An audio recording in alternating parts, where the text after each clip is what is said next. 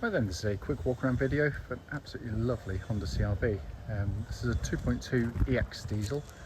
The car's a 2013 car, but it's covered just 42,000 miles from new. Finished in silver with a black leather interior, which is a lovely combination on these. The front of the car, really clean. Lights and lenses are clear and intact. There's no cracks or condensation. Bonnet, exceptionally clean. There's no obvious stone chips. There will be the odd one or two, but nothing that jumps out. Near side, fantastically smooth in the panel work. It's got a real crispness about this car. Near side front alloy, generally very good. And panel works absolutely lovely down there.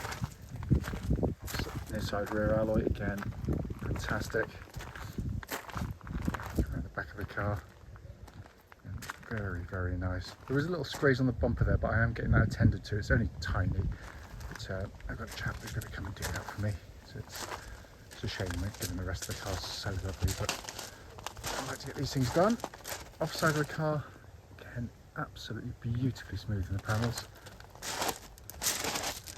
Offside rear alloy, really, really nice. And the main panel looks absolutely lovely on the car. Fine panel work again. Really, really good condition. So for a 10-year-old car, obviously it's low mileage, but it's in beautiful condition. Let's come to the boot area now. Absolutely cavernous boots on the CR-Vs. And unlike so many which have been really heavily used, this one's been kept beautifully back here. Coming to the back, enormous amounts of leg room. I'm 6 foot tall and can happily sit behind myself with leg room to spare. Leatherwork has been kept really, really nicely as well. Again, CR-Vs, predominantly family cars, can be very heavily used in the back, yet this one's been given the gentlest of lives. Let's come to the front of the passenger side. Again, very clean and tidy. Footwell area is nice and clean. The passenger seat itself, again, beautiful condition. Finally coming to the driver's door card. Again, very, very clean. Same with footwell areas, very nice. Driver's seat, again, in really good condition. For 10 years of sliding in and out, it's held up very well with only a tiny amount of wear. So inside the car now, as always, the engine's running here, so the dashboard can be seen illuminated. Dashboard looks pretty much like new, it's in beautiful condition. Sat nav working exactly as intended there. And just pop the car into reverse again, you can see the reverse camera working exactly as intended as well. And coming down the dash binnacle, the centre stack, just been kept beautifully. Just onto the dash binnacle itself, 42,539 miles, and there are of course no warning lights on the dashboard at all. Finally, just to show you, owner's manual, pack and lock and wheel nut key, all here and present with the car. Right then, this is a quick road test video, and this is for a Honda CR-V 2.2 EX diesel. Car's registered RO13AOT, and mileage at the start of the road test is just 42,539. The reason for all of our videos is very simple indeed. It's to ensure that if anyone's online looking at any of our cars, they get to see the very car advertised actually in operation. We, like many people, have been to see cars which have looked absolutely fine in photographs or description, but only to get there and find out there's an obvious fault, which can be really frustrating, especially if you've travelled a long way. So hence that's why we do it. We also do it on these very quiet country roads in this beautiful part of Gloucestershire, and this actually forms the part of the road test route we take our customers on, and the hope is obviously it will then be representative of what you'd feel yourself should be offered a test drive in the car.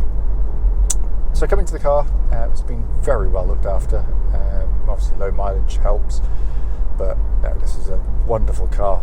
Push button start, engine starts instantly and settles to a smooth, even idle. There are no warning lights on the dashboard at all relating to the engine or any other part of the car. And temperature gauge running at a third, which is exactly where it's meant to be on a Honda vehicle. The engine is a brilliant diesel engine. First and foremost, it doesn't really feel like a diesel other than at very kind of low revs, first and second gear, where even Honda can't get rid of that diesel sound. But on the move, it's very smooth, very quiet. Helped by the fact that it's got an internal balancer shaft, so the engine's really much smoother than you'd ordinarily expect. But what's lovely about this 2.2 engine is, unlike some small capacity engines which can have headline horsepower figures which are as good if not higher than this, but they're a little bit of a one-trick pony. It's all or nothing. You get the turbo, then it just dies away very quickly. This one pulls hard from about 1500 RPM all the way around to the red line of the engine should you need to use it, but it's just so flexible all the way through the rev range. It's got guts, power, pulls keenly but very quietly and smoothly. They also make brilliant tow cars. I've towed our caravan with one of these for many years, and I've always rated the 2.2 as the best of all of them.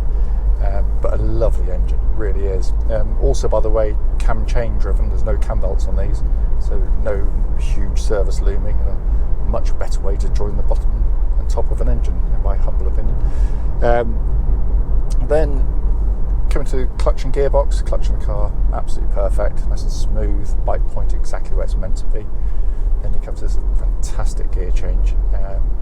First and foremost, the positioning of the gear lever. Your hand falls naturally to it. The angle of plane of change is perfect, but it's so short in throw, so sort of snappy in action compared to virtually any of its competitors. It is a really nice gearbox to use. It's not a gearbox you kind of have to use reluctantly, and it feels like it would have done when it was new, just zero wear in it. So coming onto the chassis, steering and the chassis of the car, the whole thing is very, very car-like. It doesn't feel like you're up high. Well, it does, visibility of course, but in terms of kind of the way the car drives, its dynamics are very good. Steering's nicely weighted, always feels very confident and assured on the road, but it's quick and responsive. Not to say it is sporty, because it isn't. It's not meant to be, but it is very good. It flows through corners brilliantly well.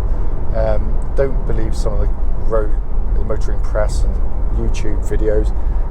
Drive one yourself, because make up your own mind. They are brilliant at what they're designed to do, which is to ferry families around. We're going through a corner like this one up here, a little bit quicker than normal. Turn in, hardly any movement to the steering wheel, hardly any body roll, body control with the chassis absolutely superb, and yet it still allows this really comfortable, compliant ride. It's brilliant. This is why the CR-V's been the best-selling SUV in the world for many years. It's because it's just such a good all-round car. Incidentally, absolutely no knocks or clonks coming from underneath the vehicle at all. The steering tracks absolutely bullet straight. There's no vibrations at this speed or any speed up to the legal limit. Brakes on the car, I'll leave them braking a little bit later than I would do normally for this corner. I know they're good, but it's just a nice positive brake pedal on the car. Nice and powerful, no pulsing, no vibrations coming back through the brake pedal at all, so all in fine fettle. And then you come inside, and you're met by what I refer to as kind of a real world build quality. These are brilliantly put together cars. It's 10 years old, there's no squeaks, no rattles. Honda select the interior to match the use of the car. Some manufacturers go for sort of soft, squidgy plastics, which can look really nice, but they don't necessarily wear that well. But they're always the ones that are kind of lauded as best built. Build quality isn't initial quality; it's how it lasts over a long period of time, and this is where these stand out a country mile, way ahead of vast majority of its competitors. But it's also a lovely place to sit. You've got brilliant visibility in the car. Everyone says when they drive these things that sometimes people can be a bit intimidated by coming from a smaller car, but after the test drive, to a man and a woman have all said that they found it so easy to drive, and the visibility was so good. It just makes you feel very confident on the road. You've got these huge wing mirrors which help with your manoeuvring and lane changing on the motorway. Dash is it's quite low, so you've got good forward visibility. The dash itself is really nicely laid out. I always say that 2 or 3 days in a CR-V and you've mastered it. It's a very well thought out interior. There's very few things you'd think were, scratch head as to why they put it there. Sat nav, doddle to use. Obviously that has DAB radio. You've got your hands-free telephone on the car as well. Below that you've got your dual zone climate control pad, which is separate from the main screen, which is always a nice thing on the Hondas. That pumps out lovely cold air. We tried it at a nice warm workshop earlier on. Every time you twist a button or press a button in a Honda, you're greeted by substantial, satisfying, high quality feel. Everything beautifully damped. Heated seats working perfectly again. And then your dash binnacle in front is simple, legible dials, which Honda do brilliantly well. They don't want to distract you but give you too much information. It's just crisp and easy to take in. And then finally you've got this lovely leather bound steering wheel, which is quite small in diameter. It feels great in hand. This is obviously, I should say, this is a four-wheel drive version of the CR-V, albeit you won't find a button in the car to activate it because it's all automatic. Honda worked out when they first developed the original CR-V, which I was working for Honda when they launched it back in the mid-90s, and they worked out that most people would be driving as I am right now in conditions where you don't need four-wheel drive on. So what they designed is genius, really. It runs in two-wheel drive pretty much the whole time. Front-wheel drive, which is the most efficient way to pull a car along. Should it need to go into four-wheel drive, it'll do it automatically. It senses the front wheels losing grip, will react far quicker than you can because it's done through the traction control system of the car, and seamlessly brings in the rear wheels to give you four-wheel drive. And it is brilliant. As I said earlier in the video, I've towed many a caravan across many a muddy field and never come close to getting stuck with one. And the advantages of it hardly ever been used are patently obvious. You're going to use less fuel in the car, you can get through your tyres less quickly, and you put far less mechanical stress through the car as well. So much so that, as I always say, you're nearly 3 decades selling these now, and I genuinely can't remember putting a spanner on the four-wheel drive system on any of them. So it is very, very robust indeed. As I said at the very start of the video, the point of it, just to pick up on any obvious issues, there's nothing at all. It drives absolutely beautifully. Whoever gets this next will have a wonderful car.